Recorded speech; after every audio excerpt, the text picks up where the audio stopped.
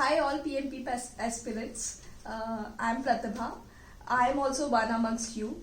Last week when I was studying this one topic, I came across this idea that I should start making some brief videos about all the topics which I'm studying so that I can go back and refer them before I'm appearing for the exam. I solicit all your feedback on all the videos which I am preparing. Please let me know if you like the content and if you find them useful for your studies. So the topic which I am going to cover today is risk. And what is risk? So risk is any uncertain event that can occur during the entire life cycle of the event, which can impact your project positively and negatively. Most of the time we associate this word risk with a negative connotation, which is not correct, because risk can be of both type, positive and negative. When I speak about positive risk, I speak about all those opportunities which could occur during the life cycle of my project, and it can impact the cost, the schedule, the resource management plan, the scope of my project in the positive manner. And when I speak about the negative risk, I speak about all those threats which can again occur in the entire life cycle of the project and can impact the time, cost, schedule, any other parameter related to my project in an adverse manner. Now, this entire risk management process is divided into various categories or various steps, which goes on like this: planning risk management, then identifying those risks, then qualitative analysis of those risks, going further is quantitative analysis, and finally planning risk responses and monitoring those risks. So before we jump on to these particularly steps which are involved into the entire process, the things which we need to keep in mind are the risk factors. When I speak about risk factors, what I mean is what is the impact if any particular risk is occurring, what would be the timing of that risk to occur during the entire life cycle of the project, and if they occur at all, what is the frequency, and again what is the impact. So the probability, and again the probability or the chances of happening those risks. So these are the four things which we need to keep in mind. Firstly, probability of happening them. If they happen, what is the impact that they are going to make on my project, and if they are going to happen, how many times they are going to happen, the frequency of their particular event happening. All these need to be keep in mind. Then we also need to keep in mind the risk appetite and threshold of the project. So let's just take an example. A project manager can take a risk of 15% deviation in the cost or the timing of the project. If it goes beyond the 15%, then the project manager will not be able to accept it. So we have defined our threshold level beyond which, if the risk event takes place, or if the risk event goes, then it will goes beyond the capacity of the organization to take that risk. Now when I'm planning risk management, this is the first step. The things which I will do is to define the entire risk strategy of my project, risk methodologies which will be applied, roles and responsibilities. So if any event of risk takes place, who will take the responsibilities? So I will determine the stakeholders which will take the responsibilities and what would be the roles. So that need to be defined. Funding needs to be determined, because analyzing risk and doing this entire risk process is a costly affair. It involves some cost. So we need to understand how much funding we have in our project. Then the timing when we are going to carry out this entire process. So this entire process of risk management occurs during the entire life cycle of the project, and it keeps on iterating. So we have to keep on monitoring it again, and we have to keep on repeating it again in order to identify if there is any new risk has occurred, or if there is any additional risk that might have occurred. So this is a continuous journey and a continuous process. So the timing also needs to be determined. Again, the risk appetite and threshold, which we spoke about, probability of happening that particular risk, how we are going to do reporting. So risk report is submitted to all the stakeholders of the project. So how we are going to do the reporting, and then how we are going to track it, the monitoring of our process. When I speak about risk categories, it is divided into these 4 to 5 factors. First is, it could be external. It could occur due to some external factors, maybe change in government policies, something like that, which is extraneous to the source of the project. Internal, it could be internal, maybe it could be related to your own resources, could be related to your own cost of the project. So any risk which is internal in the organization, that would be here categorized here. It could be a technical risk, maybe a change in technology that could have impacted your project. A commercial risk, which could be related with your vendor, your suppliers. And then unforeseeable risk. Unforeseeable risk won't be much more than 10% of the entire risk categories. Now, risk is also divided into business risk and pure risk. So business risk is basically a risk of loss or profit. But when I speak about pure risk, these are insurable risk. Any risk through loss of theft, fire that can be insured is known as pure risk. So this is your first step, planning risk management. Whenever you are planning your risk management, you need to think about all these things: risk strategy, methodologies, roles and responsibilities, what are the type of risk categories which is going to impact your project. Second step is identifying those risks. So if I have to identify the risks, there are certain tools and techniques through which I can identify. I can do the brainstorming, I can do meetings with various stakeholders of my project. I can do the checklist analysis. Checklist analysis is basically looking after all those past projects and the current projects that is taking place in your organization, and trying to find out what are the risks that are there in that project, and you can do the analysis of your own risk of this current project. Then we can do this interviewing technique. Interviewing technique is all about interviewing experts that can give you insights about those risks. Then there is this RCA, which is RCA is basically a root cause analysis that is being done, wherein you will try to find out if any risk is occurring, what is the root cause of that particular risk to take place, and how can we avoid that root cause. Then the assumption analysis is done, and SWOT analysis is like that. We prepare the list of strengths, weaknesses, opportunities and threats, and we give our own strategies to manage the risk and to take advantages of all the strengths and the opportunities. Then the documentation reviews can be done. So this is your entire process of identifying risk. How will you identify? You can do brainstorming, assumption analysis, checklist analysis. You can do various meetings with various stakeholders within the project. You can do expert interviewing, and this will help you in identifying all the present and potential risk which is involved into your project and which can be there.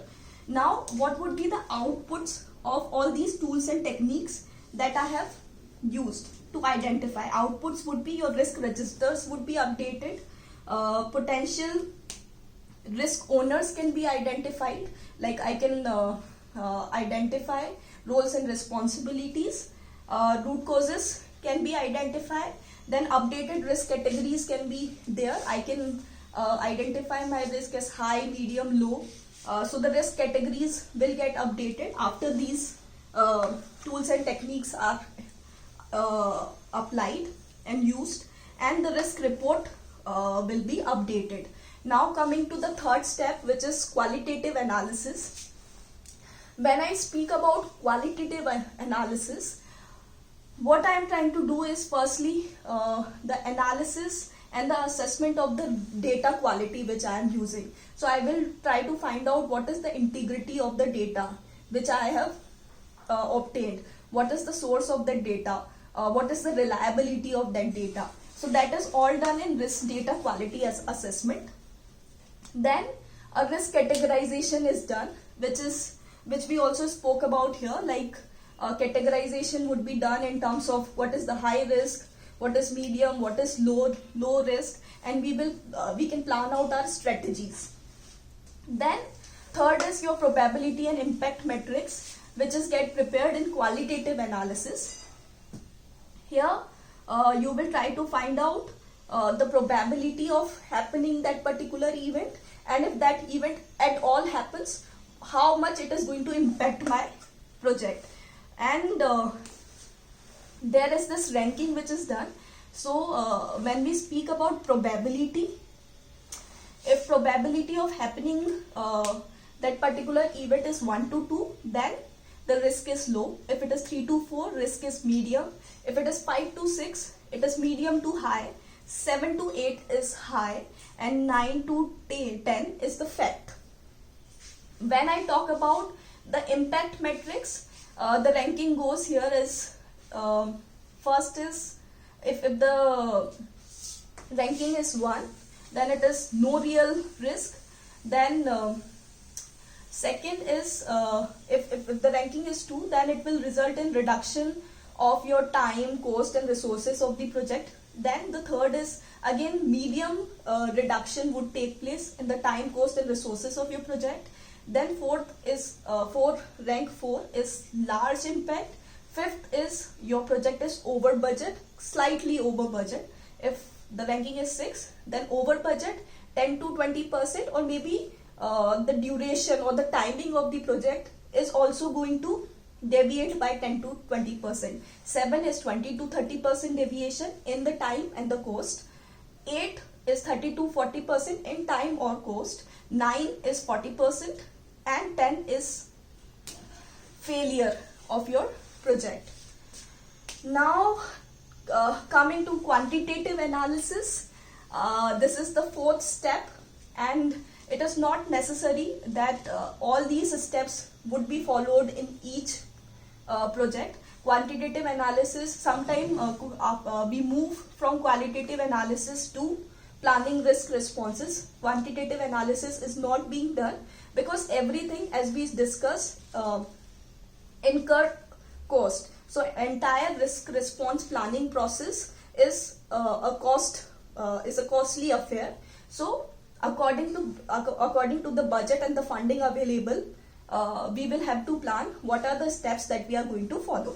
Now speaking about quantitative analysis, in quantitative analysis there are few strategies and tools and techniques that are applied. First is simulations. So simulations is basically a Monte Carlo analysis. It is run through a software. It is a little a complicated diagram which is prepared, and cost estimates are identified, and the simulations of your project is being run through that software, and you can run as many simulations as you want for your project to identify the risk and how much cost deviation could be there, how much time deviation could be there. So this is also called as a Monte Carlo analysis. Second is sensitivity analysis, in which we prepared a tornado type of a chart, which is like a funnel cloud kind of a chart. I have prepared a small diagram here. Here you can map your cost in negative and after this you can map your cost in positive. Now the bigger this particular pie chart here looks to you, this particular diagram, the bigger the probability and the impact and the cost which would be involved. So here if it takes place, then the probability and the impact would be this much in cost. If it negatively happens, then this much would be the cost. So the bigger your funnel cloud, particular funnel cloud related to any particular parameter is, the bigger is going to be your impact, and that impact could be in a positive direction and a negative direction. So this is represented through a tornado type of a diagram. Then third is decision tree analysis, which we do. So this is just like expected monetary value, which we find out by multiplying the probability of happening that event to the impact. So it is decision tree analysis is being done for each work packages. So that's how the decision tree analysis will be done. We will not go into the details of it. Now talking about the outputs of these quantitative analysis. So outputs would be you have a prioritized list of risk, your quantified probabilities are determined that if any risk is going to take place, what is the quantified probability of happening it, because in we know that in qualitative analysis quantification is not done of any of your risk. So here by doing those quantitative analysis, I know how much that particular risk is going to impact me with a precise quantity.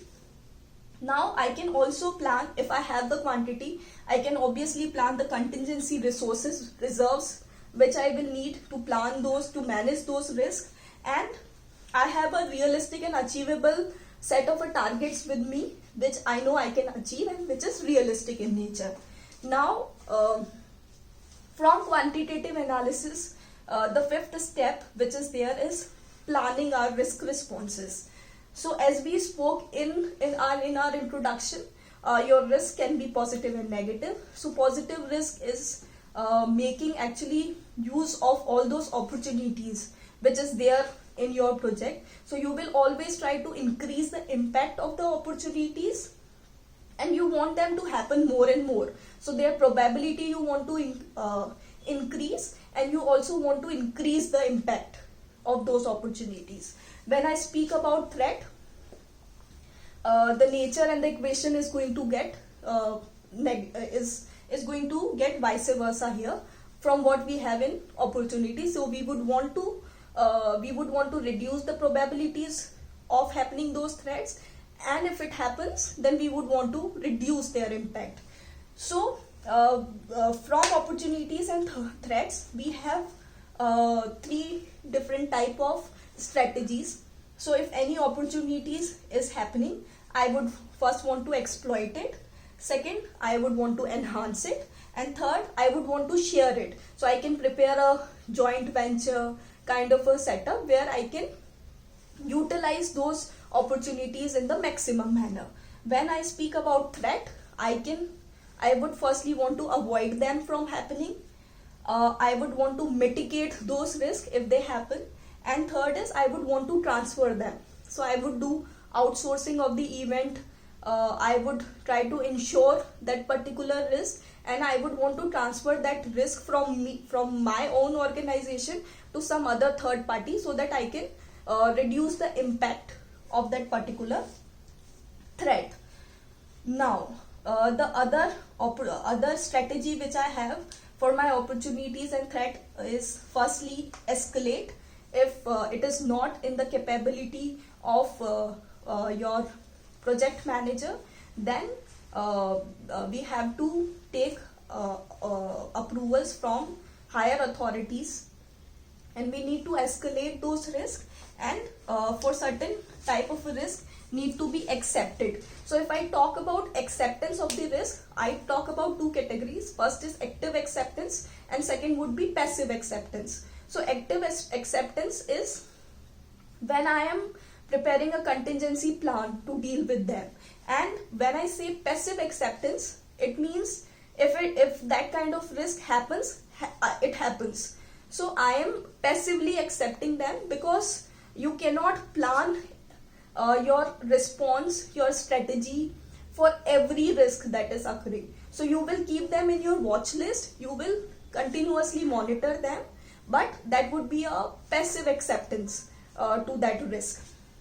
Now, what is the output of this plan risk responses step? That output would be, you would have a list of residual risk. So all those risks which still remained after doing these 4 steps will become the part of your residual risk list. You have contingency plans with you. If any risk happens, what is your contingency plan? You have your fallback plans. If my contingency plan also fails, what is my fallback plan? Then I have a secondary risk also updated. So secondary risks are that type of risk that happens in an event once I am actually applying any of these planned risk responses of mine. So I have to keep in mind those secondary risks also. If I have to take an example of it, let's say in the process of transferring the risk, I have transferred my risk to a third party.